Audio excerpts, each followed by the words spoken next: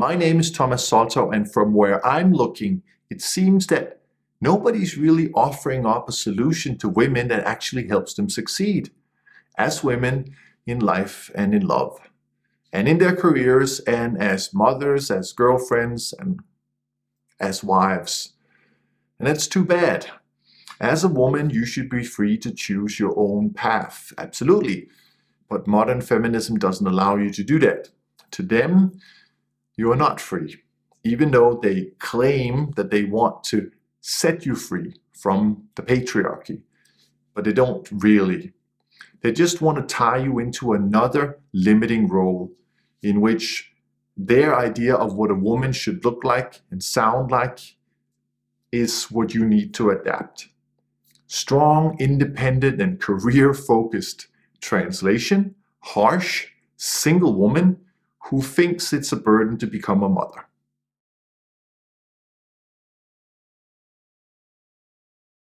So many things in our system today come from patriarchy, including racism, colonialism, capitalism, classism, and of course, sexism. He's the one getting interviewed, and there are like a million people who have spoken about how they've been abused by the cops, that they're not being spoken to. You take my picture? Mm-hmm. Yeah. You want my name? Yeah, sure. It's humongous. Okay. Humongous what? Humongous what? Humongous. Humongous what? Humongous. Humongous what? Humongous. Humongous what? That's what it is. Humongous what? Is that sexual harassment? No, it's humongous. Then why did you say that to me? That's my name. What? Humongous what? Humongous what? Humongous what? Is that sexual harassment? Is that what you just did when you said that to me? What, humongous? Why would you say that to me? Yes, but my name. Why would you say that to me? Why would I say it to Why you? would you say that to me? Why would you ask me my name? What? Humongous what? Humongous what? Humongous what? Humongous what? This person just spoke to me in a sexually harassing way. I did not. Yeah, he did. He said, do you know what my name is? And I said, what? And he said, humongous. Yeah. Yeah. This person just sexually harassed me. I said I'm humongous. Yes. Yeah, that's right. Humongous what? Humongous. So now you're actually pointing to yourself. You're actually pointing to your body parts, and you're actually pointing to your body parts and saying that you're humongous. You're actually doing that. And this is the person who just got interviewed as a pro-bunker person of color, as if you represent us. They're using you as a token, and then you speak to me in a sexually harassing manner. How dare you? How dare you? Disgusting! Disgusting! You left me saying your daughter's lives matter, but you disgusting! You just abused a woman! You just abused a woman, and you have the audacity! You have the audacity to say that girls matter? How dare you? How dare you, you disgusting person! But to be fair, modern feminism is a great tool to gain power and to gain control, because it exploits the fact that women can be victims. Not that they are, but that they can be. And it exploits the female privilege. The fact that almost all men today have learned to take pride in protecting and helping women, which is why they don't complain when women don't do the physically demanding tasks in our society, and why most men are actually willing to die for the women they love. Did she apologize? Did she have a moment of self-awareness and say, you know what, maybe I was wrong. Maybe I took it too far. You know, I'm sorry. Do you think she took it there? No. All he did was tell a fucking dad joke, and you pretty much ruined his day, and you tried to send him to prison for sexual assault. So whose safety is in jeopardy here, you fucking nutty? I have plenty of people that support it, of all different backgrounds of the North End. Where are they? I'm here. I'm here. No interrupting the other speakers, please. I want to thank the North Precinct for getting my heroin-addicted daughter off the street and availing her an opportunity to get well. She's Hispanic, Latino, Chicano. We're proud of our heritage. I respect you when you speak. Hey, excuse me. There has been several interruptions. I'm going to allow him a couple more seconds to wrap up his comments. I need you to wrap up your comments, though, because I'm trying to stay on time. We support this precinct. We think it's an important investment for public safety in the North End. Thank you. What happened off screen? I can only imagine. I can only imagine what horrors Rudy has befallen right now. They're just a group of bullies. They are. They're really horrible, vicious bullies that pretend like they're doing some great service for the good, but I honestly think they're just being assholes under the guise of being a good person because they love the power. I am here to support Black Lives Matter. I'm here to speak to block the bunker. The fact that there is even a proposal to give what is a corrupt, murderous, institutionalized gang $160 million is outrageous.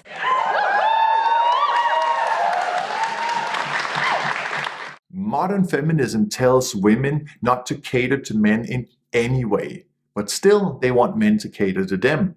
They tell you that you can have all the privileges and none of the responsibilities. And if anybody dares to criticize you, then they must be bad men who just want to keep you down. A very weak argument, actually. And it's sad it goes a long way today because it means that you don't have to consider the fact that maybe sometimes you are just being unreasonable, unfair, or even just not logical. And sometimes that the criticism is valid and it's not personal, but a critique of your views, not necessarily you as a person. But because modern feminism refuses to accept personal responsibility, then it prevents any girl or woman listening to their ideas from ever seeing and understanding this important point. You are free to make your own choices, but expecting your choices not to have consequences is just naive and very dangerous. Modern feminism wants you to believe that it's bad if you want to be a mother, especially if you want to be a young one, or to be devoted to a man and your man. That's evil. It's a sign of weakness. You shouldn't dream of a committed relationship to a man because you don't need that. You don't need a man. But in a healthy relationship, you actually have codependency. And it's both positive, beautiful, and necessary. So again, one direction, right? The opposite. Live this hedonistic lifestyle without a care in the world. Use your sexuality to get attention and the things you want from men. They don't encourage you to go out there and earn the things you want or build them or create them yourself, but to take them or to get them from men. Since 2008, the radical feminist group known as Femin has been in the spotlight for its semi-nude and bare-chested protests for women's rights. The Europe-based group, founded in the Ukraine, says women around the world must fight against all forms of patriarchal abuse, from sex trafficking to government dictatorship and even religion. But are their shock tactics gaining attention for the wrong reasons? Not all feminists agree that using, quote, nudity as a weapon is the most effective choice. At the same time, many have praised Femin for its fearlessness and work toward a more radical feminist revolution. Women today objectify themselves like never before. And it's okay because now they're doing it themselves. It was bad before when men objectified women, apparently, but now they call it female empowerment because girls and women are doing it to themselves. And they don't tell you about the downsides because they naively think that there shouldn't be any. Girls getting addicted to male attention, they just completely ignore that. But it's real. And it happens. You can see it. Now these empowered women are taking more and more clothes off each time they post a picture on social media in order to please the masses of hungry followers. And every time they try to post something different or something else, their likes and comments go down. The hungry masses don't want that. So who's really in control? Who's controlling who? Today's question: I'm addicted to male attention. How can I break free? doesn't have to be that bad. I mean, what's wrong with a little attention? Isn't that what all these social media pages and Instagram and photos, selfies or whatnot, isn't that what it's for? You're doing it for attention. I do it. Everyone does it. I don't think it's that bad unless it's completely interfering with your everyday life. In that case, I would say get a dog. I think depending on what kind of attention you're craving, it can be about insecurities. I think acceptance. To be accepted. It's all about the acceptance. And also social media, you always want to look better than you are. Girls feel a pressure. They don't always give in to this pressure, but they feel a pressure from our culture to post provocative pictures, sort of pictures in a kind of porn aesthetic where they're posing in certain ways and trying to convey like sexual appeal when they're very young, and it's not healthy for them. Studies show that what's called sexualization is very damaging to girls, but it's the culture of social media that this is what gets likes, this is what gets followers. Is that what they're looking for? Likes, followers, attention? That's what the rewards of social media are. That's sort of how it's set up. That's kind of what it is. It's a search for likes. How dangerous? I think it's based on the reporting that I've done and talking to many experts in the field of, education and child psychology and so forth. I think it's pretty clear that there's a lot about social media that is really hurtful and challenging, especially to girls. If you want to sexualize yourself to the extreme and live this truly promiscuous lifestyle, that's fine. You can do that. It's your choice. But don't be fooled. The ones that actually gain the most from this is not you. It's the men at the very top. Making women believe that living a promiscuous hedonistic lifestyle benefits them more than the men at the top of the sexual marketplace is brilliant. Because now these top men have access to all the fun they would ever want and never have to commit to any of these girls, because now women believe that it's in their best interest to live like this. Which is why I sometimes make the joke that modern feminism was invented by a man for men at the top and not for women. Sure, it works wonders in the short term. You get instant gratification and an easy path to attention and maybe even an easy life and a life in luxury. But what about life after half-naked pictures on Instagram? Your years of sugar dating rich guys for presents and money and having an OnlyFans page. What happens when that is no longer fun? What happens when you run out of beauty and youth? What then?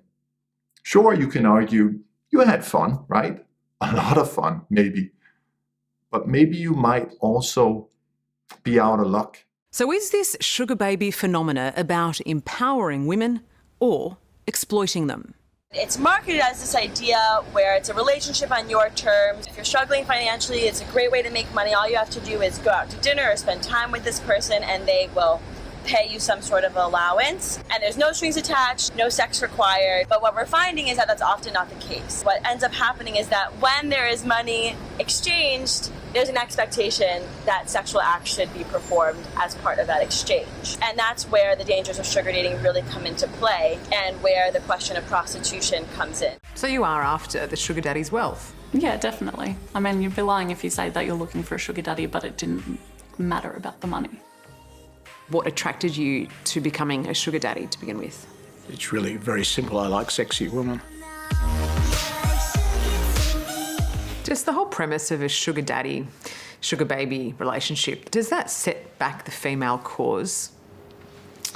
I don't think it does. I think it's quite empowering as a woman to know that you can just be yourself and that you can get paid for it.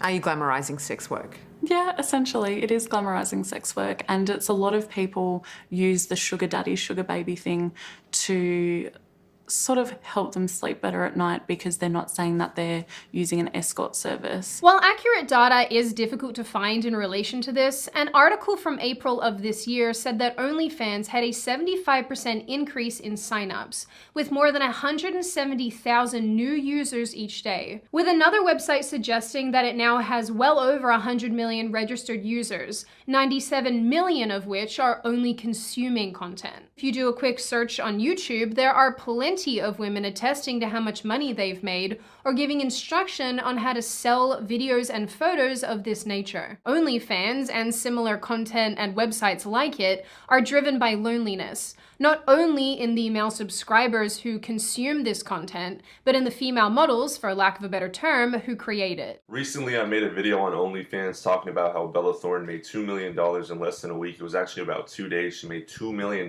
guys. So this is going to have long-term lasting effects, especially when it comes to women choosing a career path moving on in the future. Trust me, it will, guys, because if anything, women are killing two birds with one stone. They're making more money than men, and they're getting unlimited attention from unlimited amounts of men on social media. So this is going to just take off eventually, unfortunately. And there's simps and guys that are out there that are willing to spend money on this, and I don't see this problem getting any better. And what happens to these girls the day that their beauty and youth is no longer there, and the masses of hungry men are on to the next young, beautiful woman trying to empower herself by taking off her clothes? How will they cope with this loss of attention?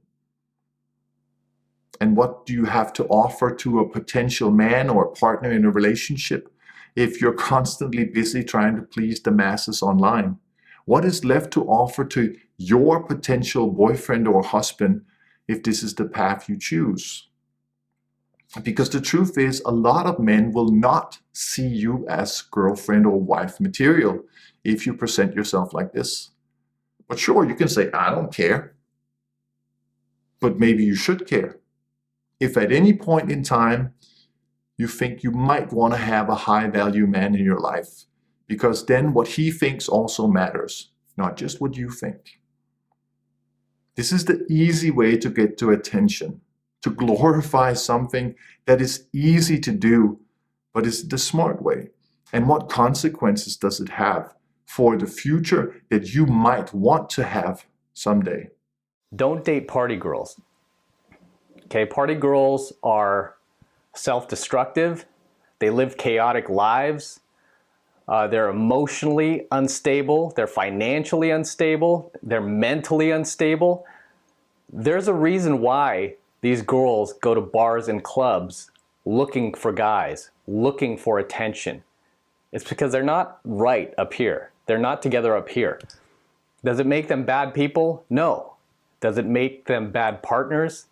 Yes. Nobody really feels sorry for you. You can't spend all these years saying, I'll never date right-wing men. Right-wing men are racist, misogynistic, sexist, not even just right-wing men, but anti-PC men. And then as soon as those very same men turn around and say, you know, actually, we're not so interested in dating you either, then you put on the victim hats and it's like, oh my gosh, the outrage, the scandal, the horror. The most obvious problem with dating anybody who has an ideology that says, I'm the victim, and I'm being mistreated, is that once the honeymoon is over, guess who the oppressor is? Because this person has to have an oppressor. Yep. And if this person is thinking that men in general are my oppressor, and then the honeymoon starts to fade, which is somewhere between 12 and 18 months, our brain chemistry starts to reach its baseline, and we start to see the other person as a real person, not as an idealized person, then at that point, and I've seen this like clockwork, when couples come in and the woman has a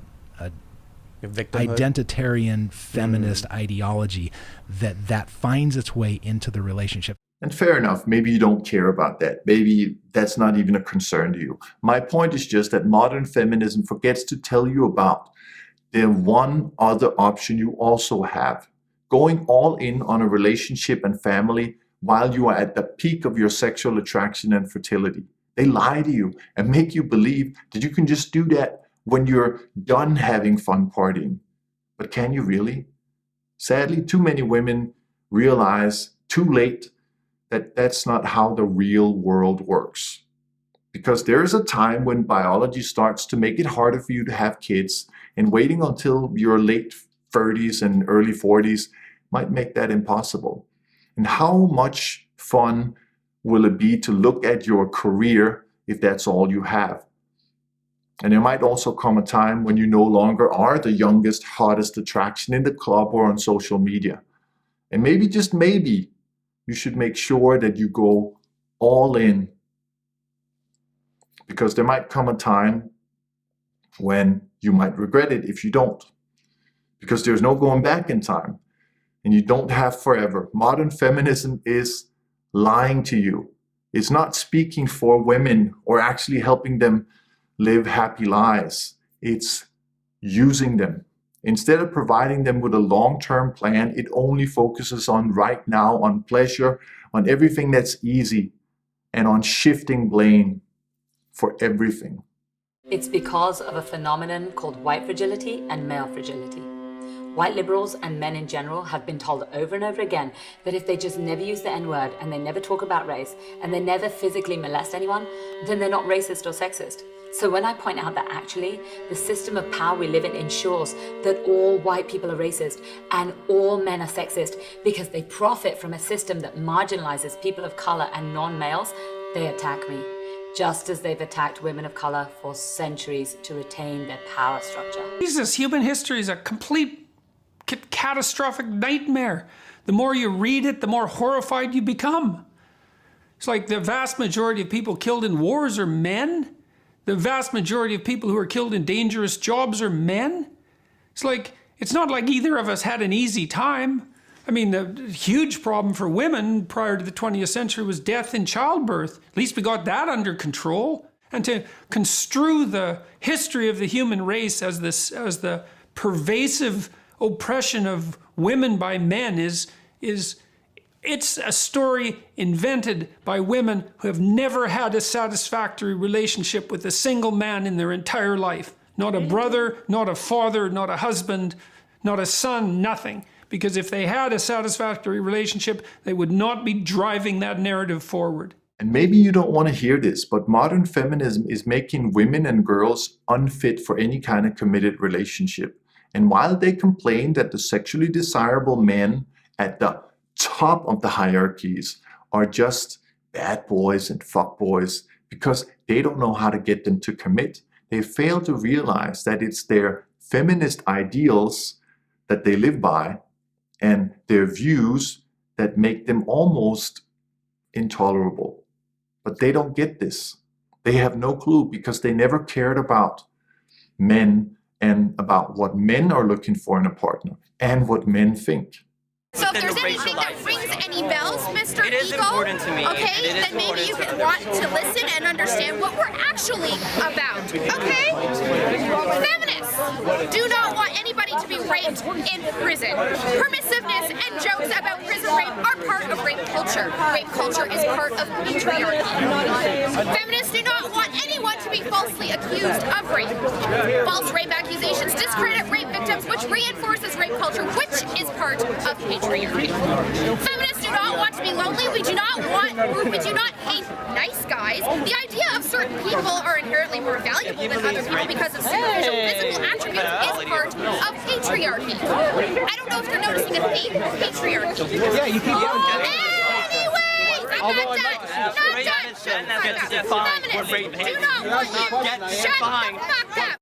Maybe this is a silly question, but have you ever seen a happy feminist? One that isn't angry at the world, bitter, resentful, and entitled? One who doesn't hate men just a little? The reason I want to talk to you about this is because I think that you, as women, are being lied to.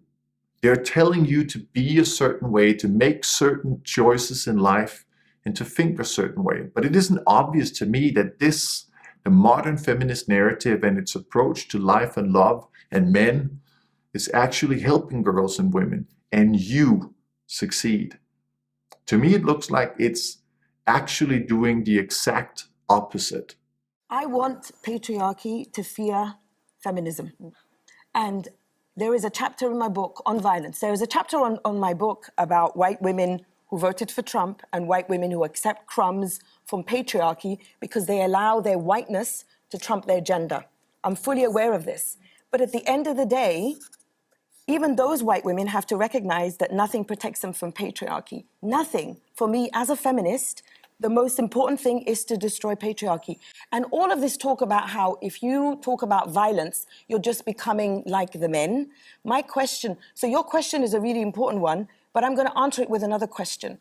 How long must we wait for men and boys to stop murdering us, to stop beating us, and to stop raping us? How many rapists must we kill? Not the state, because I disagree with the death penalty, and I want to get rid of incarceration, and I'm with you on the police. So I want women themselves. As a woman, I'm asking, how many rapists must we kill until men stop raping us? Feminism is more than men and more than misogyny. Really? It doesn't look that way to me. Everything is all about being the victim of the patriarchy. Or how about hatred being so bad that you write a book with that exact title, I Hate Men? If we don't help each other now, the white supremacist patriarchy will continue to keep us down. So let us come together to stand against oppression.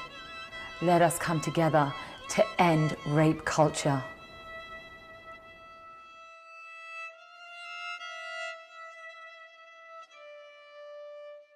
And the best way to prevent this crime and keep all women safe isn't by changing the behaviour of women, but by changing the behaviour of men. This might upset some people, but honestly, parents, instead of telling our girls not to walk through parks, maybe we should be telling our boys not to rape them. Yeah, I mean, I'm sure that makes sense to someone, but what happens when most men already know not to rape and that, you know, offenders are probably never going to learn that? Then what? Well, we'll just teach them not to rape as well. Okay, cool. 2 questions. What happens when that fails? And also what happens when you have a female offender? I mean, like, you know, just... It's stupid. I don't know about you, but I would like the personal responsibility to deal with my own safety. I'm really not interested in putting that onus on men or on anyone else for that matter, because my safety is my responsibility and I would like the right to look after it. Modern feminism creates entitled women who believe they deserve things just because they're women, not because they earned it or worked for it or was the best at something, but simply based on their sex. In Denmark a while back, we had a group of women argue that we should vote in more women, with the only argument that because they're women, alt at vinde, stem på en kvinde. Everything to gain, vote for a woman. But why? Just because she's a woman? We need more women in politics. Really? No, we don't. We need better politicians in politics, regardless of their sex. And the argument that voting for a woman should be better simply because she's a woman, not based on her merits, her qualifications, or past achievements, that's sexist. The very thing that the modern feminists claim to be fighting. So not only are they entitled, they're also hypocrites. They say that they're against something, but have no problem using that exact same thing to promote themselves and benefit from. And if you want to walk away from the modern feminist narrative, or if you dare to criticize it, then you'll be shamed because you are keeping the so-called patriarchy alive by not doing exactly what it is that they want you to do. And then you are the reason that the apparently invisible dominance hierarchy of bad men still exists and still oppress women. Before making the Red Pill movie, I was a feminist of about 10 years. And I thought I was well versed on gender equality issues. But it wasn't until I met men's rights activists that I finally started to consider the other side of the gender equality equation. One of the most popular comments and video requests has been for me to watch the Red Pill and react to it. This is the video that converts people out of feminism. The film was released in theaters, and articles and critic reviews started to roll in. And that's when I experienced how engaged the media is in groupthink around gender politics. And I learned a difficult lesson. When you start to humanize your enemy, you, in turn, may be dehumanized by your community. Today we're going to explore feminism and the women who hate it. Wait, that can't be right. Oh, it is. Women Against Feminism has gone viral, and unfortunately not in the they got a nasty disease and will soon die kind of way. Essentially what's happened is a large group of women have started posting selfies. Because apparently our generation is that narcissistic. Can I have my photo? Holding up handwritten signs explaining why they're against feminism. And surprisingly, they're really ill-informed. I was going to say dumb, but as a journalist I have to remain impartial. Rather than debating the merit of the issues addressed in the film, I became the target of a smear campaign. And people who had never seen the movie protested outside the theater doors, chanting that it was harmful to women. It certainly is not. There are some people who are trying to screen this insanely sexist film, believing that they, the men, are oppressed. And we're here practicing our own freedom of speech to go protest that. People just want to protect other people, and they protect those with the issues that are most salient. So unfortunately, because men tend to be really quiet about a lot of the things that affect them, we don't get the same level of... Hey, stop staring at my face. Guys, do you want to talk about how feminism is cancer, how men really suffer? Doesn't talk about how feminism is cancer. They said that women on campus would feel physically threatened, I believe the phrasing was, by the showing of this film. And I'm sorry, but as a woman, that's incredibly patronising to me. If you disagree with this film, that's fine. Just don't come and see it, but don't stop others from seeing it. I believe if we want to honestly discuss gender equality, we need to invite all voices to the table. Yet this is not what is happening. Men's groups are continually vilified, falsely referred to as hate groups, and their voices are systematically silenced. Do I think either movement has all the answers? No. Men's rights activists are not without flaws, and neither are feminists.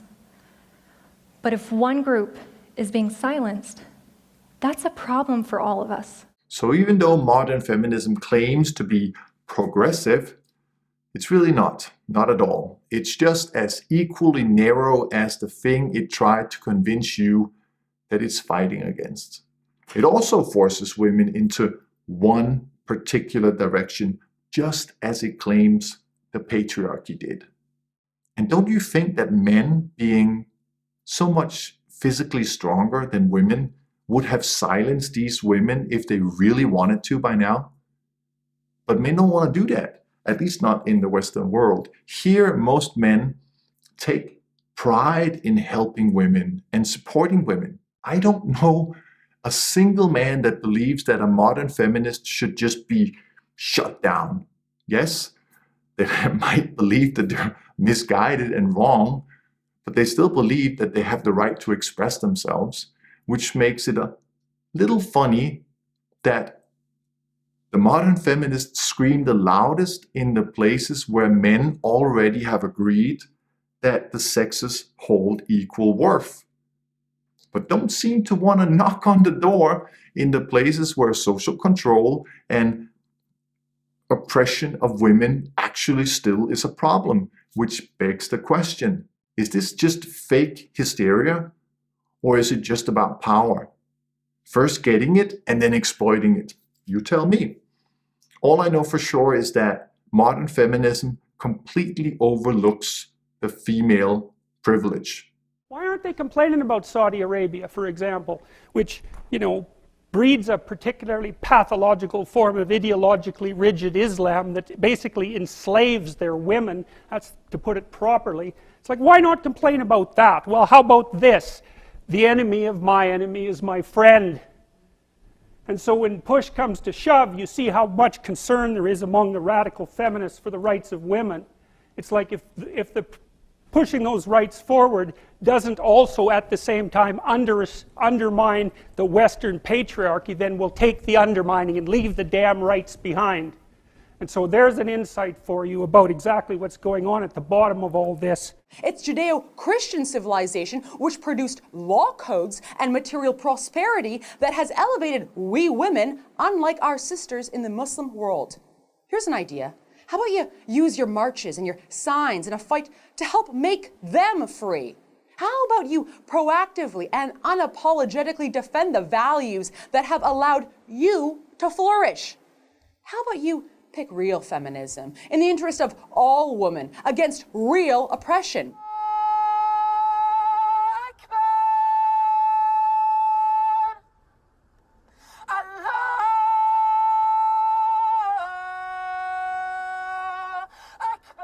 They've been told that a hussied up, hijabbed woman is the new face of their movement, the ultimate embodiment of diversity and distinct strength, and that their pro-Sharia organizer is about the same struggle against oppression as they are. The truth is, we women, we're gonna have to pick. Which one is it gonna be? Feminism or Islam? Because frankly, in no world can the two cultures coexist. You cannot simultaneously be a Western feminist and profess all the fundamental tenets of Islam. Western feminists and female Western leaders have a simple choice to make. Either excuse the inexcusable or demand reform in cultures and religious doctrines that continue to oppress women. I've made numerous videos about countless cases of young women who travel alone to dangerous areas of the world. And because they've been indoctrinated by society and the media to believe in cultural relativism, they think it's no different visiting tourist hotspots in Venice to visiting mountainous regions of Morocco. It's very different, and the risks are far greater, because all cultures are not equal and all cultures don't have the same view towards women, which is why there have been innumerable high-profile cases of women who make those dangerous trips alone and never come home. You're not going to stop murderers by getting hashtags trending, holding vigils, or telling murderers not to murder. That utopia you created in your head doesn't exist in the real world. Sadly, it doesn't stop here. Modern feminism's constant try to be tolerant to the so-called oppressed groups means that it and the people following it don't know how to say no or stop when something isn't right anymore. And therefore, unfairness is created because the ideology has no brakes, and because we as a society and the people supporting it are not having the conversation about when modern feminism goes too far and when women go too far, because it's falsely assumed that this cannot happen. Women don't go too far. Women cannot be wrong. Women don't lie or abuse power or get greedy, but they do. And this is hurting women, and it's hurting you. What do you think about putting urinals in the women's restroom for women who have penises? That's fine. If it makes them feel comfortable, I don't mind. I don't really care about it. Are you willing to accept that some women do have penises? Yeah. I mean, I'm all for people. I just want people to feel comfortable. If they want to use the women's restroom, I have no problem with it. When we get down to it, women and girls all share a biological reality. We are all female. But if any male person can call himself a woman or legally identify as female, then predatory men will do so in order to gain access to women's single-sex spaces, and this puts every woman and girl at risk. I got kicked off of the Baltimore Mayor's LGBTQ Commission as the only lesbian, simply for stating biological facts. After a months-long witch hunt, I was found guilty of violence. My crime? Using male pronouns to talk about a convicted male rapist who identifies as transgender and prefers female pronouns. It doesn't matter that he sexually assaulted 2 women in a women's prison after being transferred there on account of his gender identity. Oh no, it is far more criminal for me to call a male rapist he than it is for him to rape. Almost half of trans prisoners are sex offenders, compared with 19% in the prison population as a whole. Some doctors and prison workers have also alleged that apparently sex criminals will transition to female in order to gain access to female inmates. I just don't really know why anyone would be surprised by this. We're dealing with criminals here. It will be the end of girls and women's only sport if we make simply gender identity the basis for eligibility for girls. Right, you'll have men's sports and you'll have co-ed sports. On day one, Biden unilaterally eviscerates women's sports. Any educational institution that receives federal funding must admit biologically male athletes to women's teams, women's scholarships, etc. A new glass ceiling was just placed over girls. No one thinks it's fair because we all know that males are physically stronger than females and they compete at a higher level. It will set no difference between a boy and a girl, and as a result, women will be completely eradicated from sports. It's taking away the opportunity to win for the girls, but in sports that have physical contact could become a serious safety issue. Transgender MMA fighter has said she wants a license to fight in California. The fight lasted one round and was over in almost 2.5 minutes. Fallon Fox, a transgender MMA fighter, beats his female opponent, Tamika Brent, so severely that she suffered a broken skull and a concussion before being TKO'd. The inability to use certain words and the inability to describe things accurately, correctly, and in many cases scientifically, it hurts everybody. Yeah, I agree with that. I don't think facts themselves are hateful. I think people who use facts to justify discrimination, that's where the problem is, and that's where the efforts should be going. Because when you start to deny facts, where does that leave you? Where do you draw the line in that case? And sure, you might find some men that will agree with the feminist views. They'll tell you what you want to hear, either out of fear, because they're too weak, or they simply cannot be bothered, or because they have hidden agendas. It's great that you're engaged and modeling to your daughter that you want her empowered and everything, but you need to take as much effort to talk to your sons, my 8-year-old boy and my 2-year-old, still a little young still, about how he treats women and how he is going to be growing up to be a feminist just like Dad. And by the way, we shouldn't be afraid of the word feminist. Men and women should use it to describe themselves anytime they want.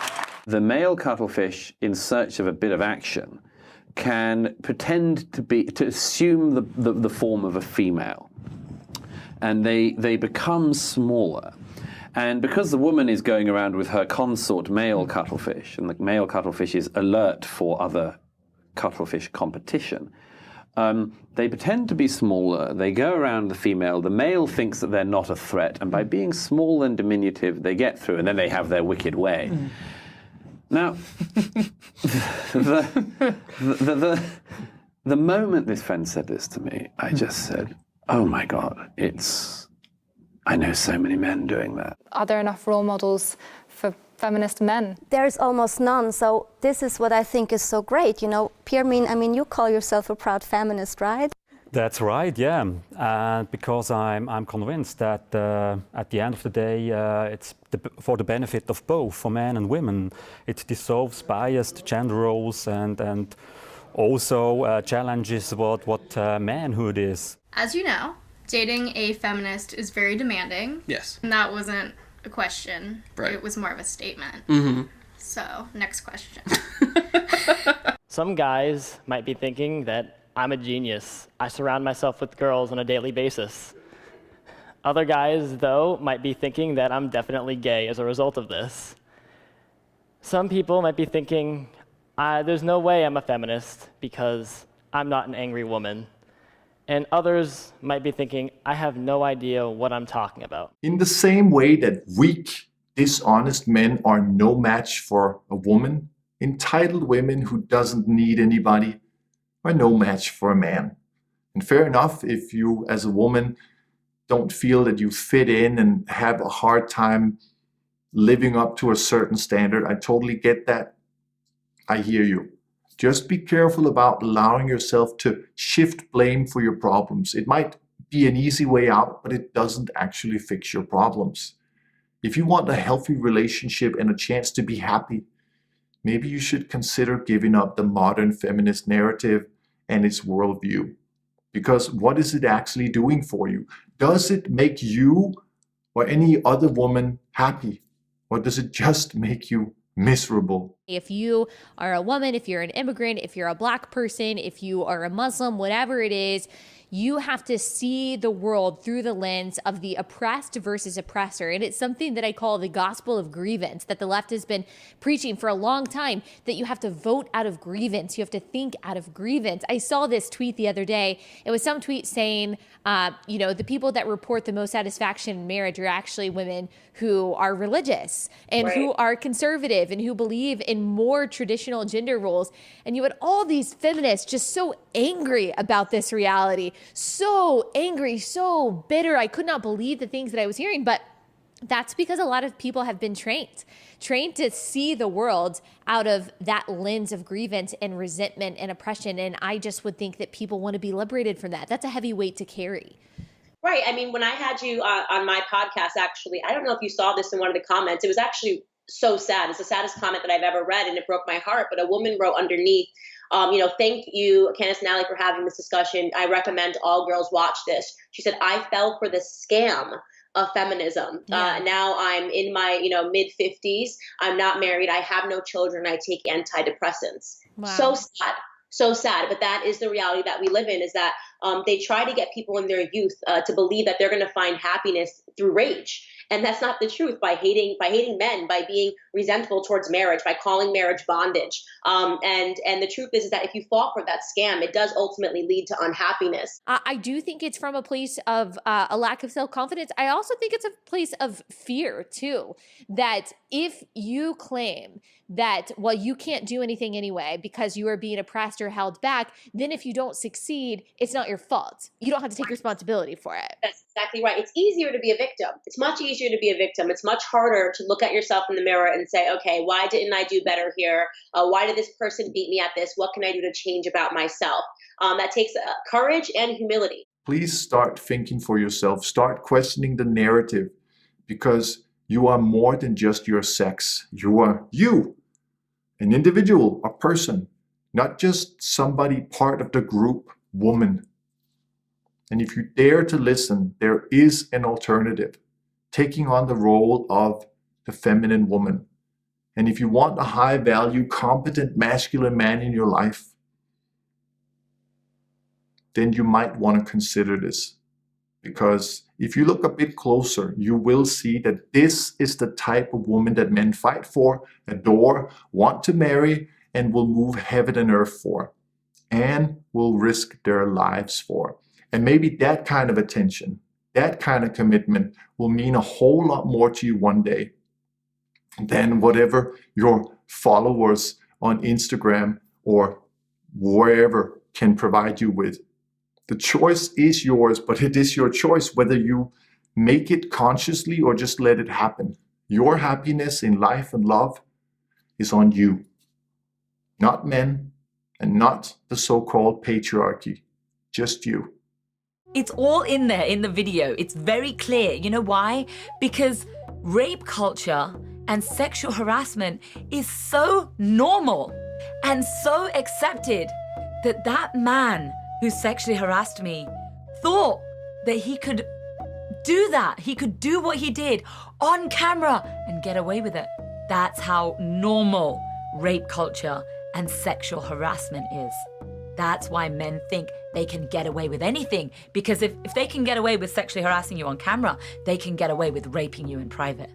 We can do this if we live with honesty and dignity and courage. We can do this.